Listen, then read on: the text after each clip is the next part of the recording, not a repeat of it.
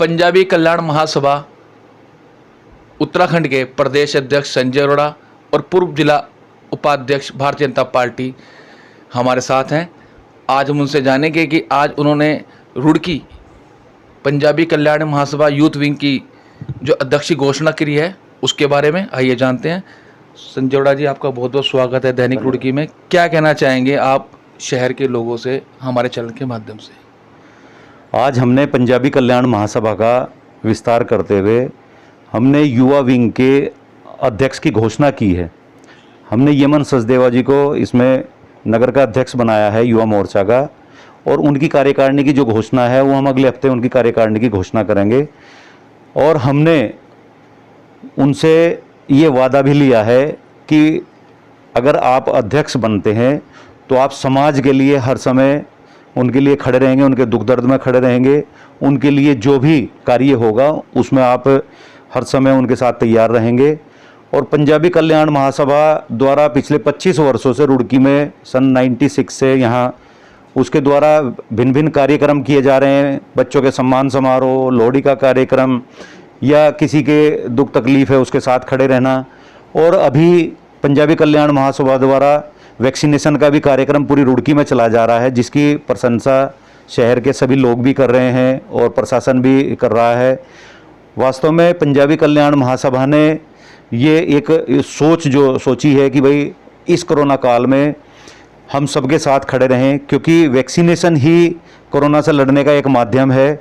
और हम अपने शहर को जितना जल्द से जल्द वैक्सीनेट कर देंगे उतना जल्द से जल्द हमारे शहर से कोरोना महामारी चली जाएगी।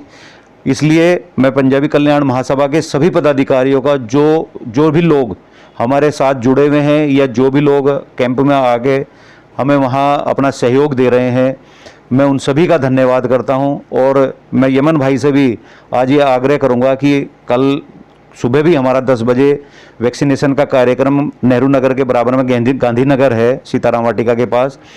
मैं उनसे निवेदन करूंगा कि कल वो भी कार्यक्रम में आके और जितने ज़्यादा से ज़्यादा लोग हों उनसे संपर्क करके 45+ वालों का जो वैक्सीनेशन का कार्यक्रम चल रहा है पंजाबी कल्याण महासभा द्वारा, उसे आकर के उसमें सहयोग करेंगे।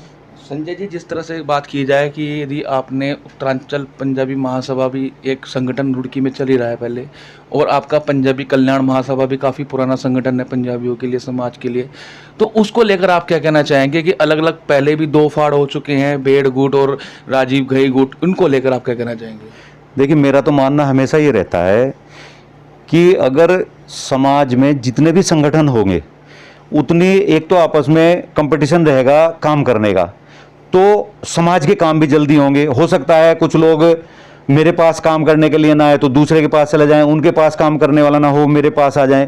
तो मैं समाज के लिए अगर अलग अलग ग्रुप काम करते हैं तो अच्छी बात है, कोई दिक्कत नहीं है। जितने ज़्यादा ग्रुप काम करेंगे उतना काम आसान भी रहेगा, उतना काम जल्दी भी होगा। तो मैं तो कहूँगा सबसे कि सब मिलजुल कर कार्य करें, और समाज के लिए जितने भी ग्रुप बने हुए हैं समाज के लिए कार्य करते रहे, कोई उससे कोई परेशानी नहीं, कोई अलग अलग कार्य कर रहा है। तो संजय जी, हमारे शहर के जो विधायक हैं वे भी पंजाबी बिरादरी से ही हैं। विधायक भी 2 बार के विधायक हैं, कांग्रेस से भी रहे हैं, भाजपा के नगर पालिका चेयरमैन भी रहे हैं। उन चीज़ को लेकर आप क्या कहेंगे कि वो समाज को एकजुट करने के लिए बात कर रहे हैं? अभी बीच में इस्तीफा भी चल रहा था उत्तरांचल पंजाबी महासभा के पदाधिकारियों का, आपने न्यूज़पेपर वगैरह में पढ़ा भी हो, उस चीज़ को लेकर आप क्या करना चाहेंगे? देखिए, ऐसा है कि कौन क्या कर रहा है क्या नहीं कर रहा, मुझे तो उस बात का पता नहीं कि उन्होंने आपस में क्या बात करी है, क्या कहा है। मेरा तो शुरू से ये ध्येय रहा है कि समाज के लिए कार्य करते रहो, कोई तुम्हें अच्छा कहे बुरा कहे, तुम अपना कार्य करते चले जाओ। या तो हमारे दिल को पता है या भगवान को पता है, अगर हम अच्छा कार्य कर रहे हैं तो वो समाज के बीच में भी जाएगा और सभी धर्मों के जातियों के बीच में सब कार्य आपके जाते हैं।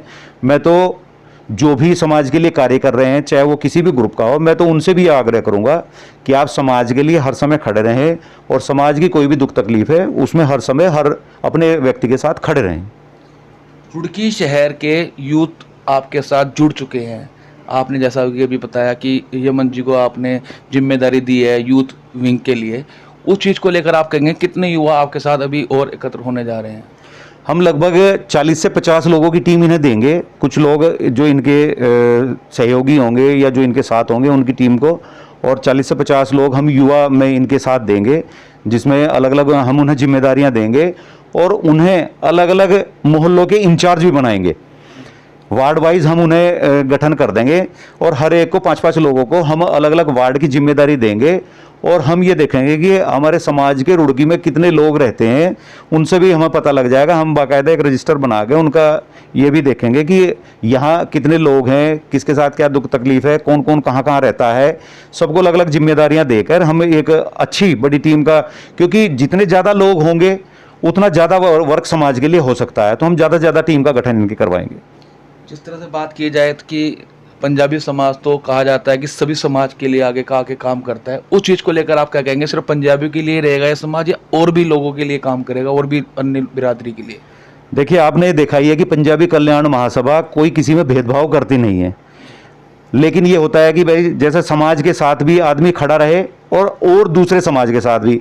आपने देखा ही होगा कि जो वैक्सीनेशन का कार्यक्रम है, इसमें हर बिरादरी के, हर जात बिरादरी के लोग आते हैं।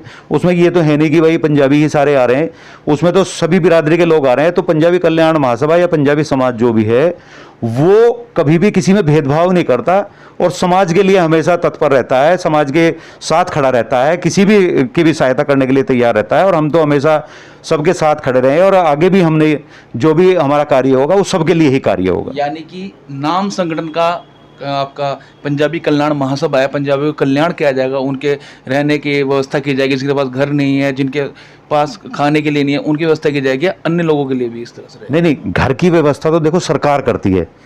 दुख तकलीफ किसी को कोई किसी से परेशानी है, किसी ने कोई किसी को बात कही है, कोई परेशानी में है, उनकी समस्याओं का समाधान निकाला जाएगा। आर्थिक दृष्टि से अगर देखेंगे तो आर्थिक दृष्टि से वो जब हमारी सब कार्यकारिणी तैयार हो जाएगी, उसमें हमारा एक कोर ग्रुप होगा। वो कोर ग्रुप बैठ के आपस में अगर किसी की कोई ऐसी आर्थिक वाली बात आएगी तो वो कोर ग्रुप बैठ के तय करेगा कि भाई किसकी क्या आर्थिक मदद की जा सकती है। वो अभी अगले चरण में आएगा। अभी पहला चरण हमारा ये है कि हम पूरी कार्यकारिणी का विस्तार कर दें, अलग अलग लोगों को अलग अलग वार्डों में जिम्मेदारी दे दें।